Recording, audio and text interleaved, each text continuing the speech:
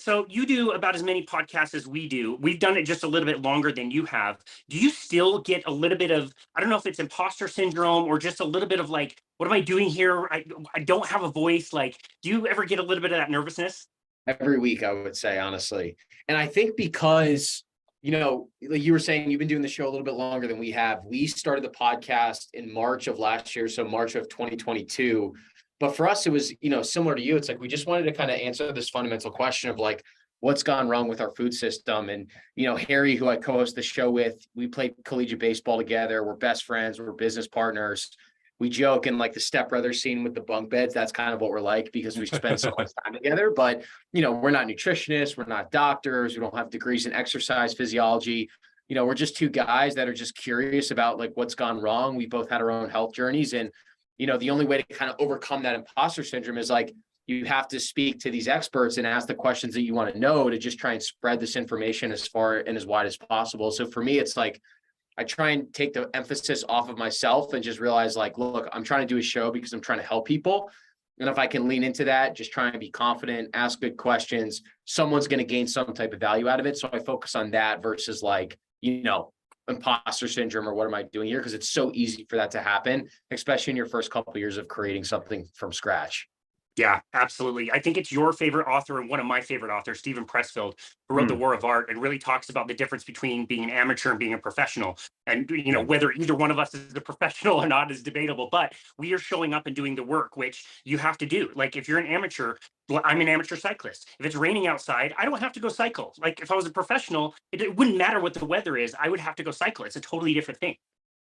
No, it's such a good point. And I've been thinking a lot about, because in his book, it's easy to read it and be like, all right, well, what am I actually a professional in? Am I a professional in cycling? Am I professional in podcasting? Am I professional in like, carnivore expertise? And I feel like it's easy to just take the pressure off and be like, just be a professional in life in general. And, I see that happen every day where it's like amateur version of Brett is like, okay, I know I'm going to record at least 3 episodes a week. I'm trying to scale a media company. I'm trying to grow a supplement company. I'm trying to build our brand. There's a lot of things that are part of that process every single day. And so I know that if I don't go to the gym at 6 a.m. every single day, I'm just not going to do it. I'm going to get out of the office around like 6, 7 o'clock. I'm going to cook a meal. I'm going to be on the couch. And it's, as much as I want to fantasize when the alarm goes off and be like, oh, I can go at night. That's never going to happen. So it's like that professional mindset of like, no, we get 7 hours of sleep. Maybe we're not going to get it every single night, but when the alarm goes off, I'm just going to go to the gym. I'm going to get my workout in. And even in just doing something, even if it's just walking and getting a little sweat on the treadmill for 20 minutes and stretching, that's going to set my mind to kind of be that professional for the rest of the day. So it's like catalyzing that change day in and day out. Yeah, no, I absolutely love that. And there's nothing wrong with being, amateurs in certain parts of our lives. And I do think of you as a professional podcaster. I think you guys do such a wonderful job. There's that interesting stat that it's like 40% of podcasts only have like 10 or less episodes, meaning people start one and stop one. You've been on both sides of that coin, haven't you? You started a podcast that didn't have very many episodes that eventually kind of fizzled out. You do your research here. I'm really impressed by that. No one's actually asked me that before, but yeah. So I think with my story, it's like I've always kind of had this burning desire to create something of value. I come from a corporate background. I was in sales, graduated college 2017, went right into my first sales job. And I loved it because I was competitive. And I think sometimes we conflate passion for being proficient at something. And so for me, it was like I really did enjoy building relationships with people, but I think I just trained myself to get good at it. But I wasn't incredibly passionate about it. In college, I was listening to the Jocko podcast. I was listening to Tim Ferriss. I was listening to Joe Rogan. I started getting into Carnivore. I started seeing all these nutrition brands pop up. And I remember thinking in the back of my mind, it would be so cool to just have even carve out my own little small piece of the pie and have my own following. So in the middle of COVID, everything was uprooted. My buddy, Eddie, who I played baseball with in high school, we decided to start a show called the Arena Podcast. And great name, by the way. Great name. Thank you. Maybe there could have been something there if we didn't stop. But like you had said, the statistic is that 90% of shows don't make it past the 4th episode. So I think we maybe made it to episode 5, and then we recorded a bunch of episodes and backlogged it. I was doing more of like the guest outreach. He was doing more of like the back end editing. Our schedules got really busy. We ended up having a backlog of like 6 episodes that we recorded. And then we kind of sat there with this overwhelming backlog. And to be honest with you, it was like, we just didn't want it bad enough. And the podcast kind of just died and fell by the wayside. But there was still a lot of benefit that came from that, because it put me in the arena, no pun intended, of like actually how to create something and at least go 0 to 1. And it ignited that spark that always stayed with me. So that when the Meat Mafia was really a thing, I was like, look, I've done this before. I've learned from my mistakes. And now, like, let's put everything into this and just see what we can do in a year. And just that effort alone, it's like, dude, you can change your month in 3 to 6 months. You can change your entire life. I really believe that, because that's what Harry and I have done. That's what you've done. And countless of other creators have done the same thing.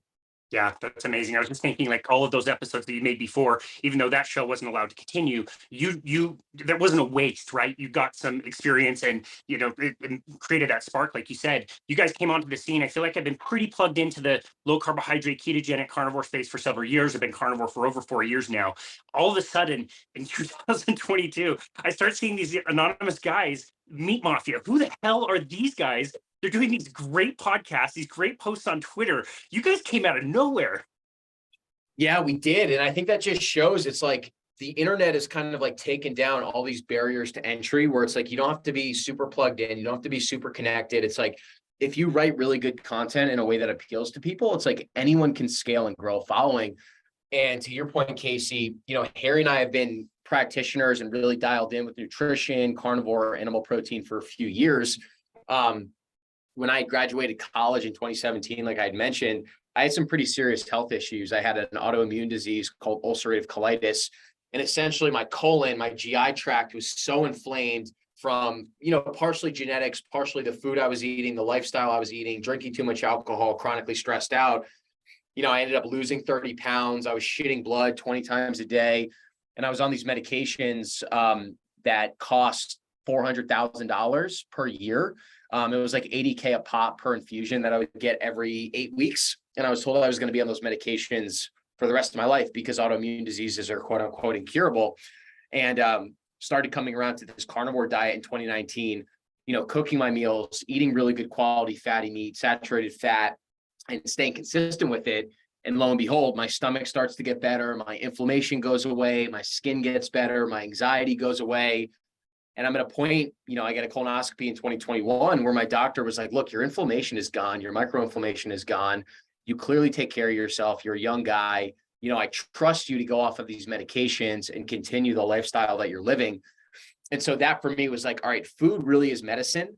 And I am a direct example of someone that doesn't have a degree, but I'm a practitioner in this movement. I've proven that the body can heal. There are millions of people out there that have autoimmune diseases or different types of chronic diseases that don't think it's possible to heal these things through food, diet, lifestyle, all these different levers that we can pull. And so Harry and I basically said, we have an obligation to just go on Twitter and start just creating some content and see how it resonates with people. And our medium was writing these informational threads where we would write stories essentially about the food system. I told my story about how I healed my stomach. I told the story of Ansel Keys. How did raw milk become demonized? How did saturated fats become demonized and seed oils became so popularized? Things like that. And people really started gravitating towards the stories. And, now we're at a point where we have 130,000 followers, I think, on Twitter. We have 221 episodes of the podcast recorded. And I'm not saying that to brag about what we're doing. I'm just saying that when you actually have that passion and you apply your attention and intensity towards something and you put out really good quality content, people will gravitate towards it and you will scale an audience, and you can do that full time as well. That's why it's so powerful. Yeah, that's amazing. I definitely want to deep dive a little bit more into your personal story. I couldn't agree more. And you never know what doors are going to go open up eventually, because you at least made a start. We both found out about the Carnivore podcast, or the Carnivore diet, the same way through the Joe Rogan podcast and Sean Baker. And I remember an episode, somebody else, I can't remember who the guest was, back in 2018, saying look, it's 2018. There's not a lot of rules. There's not a lot of limitations. If you want to start a business, you can watch YouTube videos on a Saturday or in the evenings and start a business. You can learn these things. You can put out content. You can start shows. There's nothing really stopping you. And so I really love how you guys were able to create that content and start what you've created, which is absolutely amazing. I do want to ask, who came up with the name Meat Mafia? Oh, it's such a good question. So the story is that Harry quit his corporate job in the fall of 2021. and started taking this like Twitter writing course. And one of the things that the course recommended is to kind of pick a like anonymous name. And he initially picked the name Cannoli Clemenza. I don't know why he picked this like Godfather alias. I don't know why he chose Cannoli. And then when we started realizing that we were going to be writing about nutrition, we were like, well, probably Carney Clemenza is a much better name. And I'm like, well, I want to start writing about this too. So I was like, what's another good Godfather name that has pop? I was like, Salazzo, that's it. So I picked Salazzo. And then the first name was Food Mafia. And we were like, that's okay, but Meat Mafia has way better pop. So we were like the Food Mafia for a couple of weeks. We changed to the Meat Mafia. And it was kind of just a joke, but it was really like this creative outlet where like I'm working this corporate job. I'm really passionate about nutrition. I was almost like just bursting at the inseams just to be able to share some of this stuff and create something. So for me, it was like for the first 8 months, we didn't make $1 off of Twitter. It was like we just had this desire to create and share information. So I basically dedicated myself to writing threads as if it was a second job. It was like I would take my sales calls either before work, after work, or during work. I would write threads, I would do research, or I would record podcasts. Like June of 2022, I looked this up. We did 35 shows in a month. So I was like making up all these excuses to my job why I couldn't make meetings. I was like faking doctor's appointments, and like they probably thought I was like chronically ill, but you know, you got to do what you got to do to build something out from 0 to 1. And that's really what we did. So another lesson too is like, there wasn't a ton of thought behind it. It was like the brand is just something that's really developed organically over time. And you don't have to be perfect, just be good enough and start putting something out, and just trust that if you put the reps in, you're going to iterate, you're going to improve, and you're going to end up in a point that you're really proud of.